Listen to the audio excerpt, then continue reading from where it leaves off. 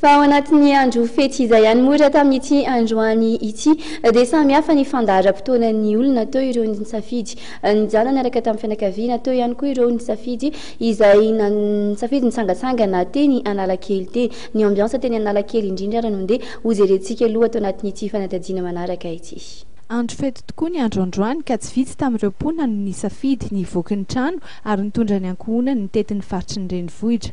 Isan'ny toerana izay betsaka mandeha rehefa andro fety tahaka izao tokoa ny eny Analakely ary ny tamin'ny androany manokana dia saika hiboka olona teny an-toerana noho ny fisian'ny kilalao sy fialamboly maro isan-karazany. Saika nanana fandaharam-potoana ny hitondra sakafo ary itety ireo toerana ahitana kilalao an'ny zaza moa ny fianakaviana.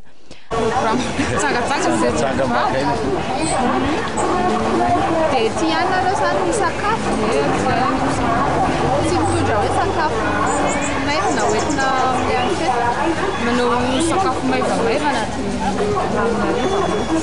anisan'ireo ny asa mafy nandritra ny tontolo ala ihany koa ireny tompon'antoka amin'ny fitandronan'ny fandriam-pahalemana eny anivon'ny toerana lehibe toy ny hôtely na magazay ireny. Ny ala aloha zany dia milamina foana le positionay misy polisy miasa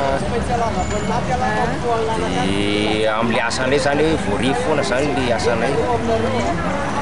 Ala tontolo zany nareo miasa foana? Afaka miasa alina foana zay afaka miasa foana. Dia ahoana ny tamin'ny androany maraina?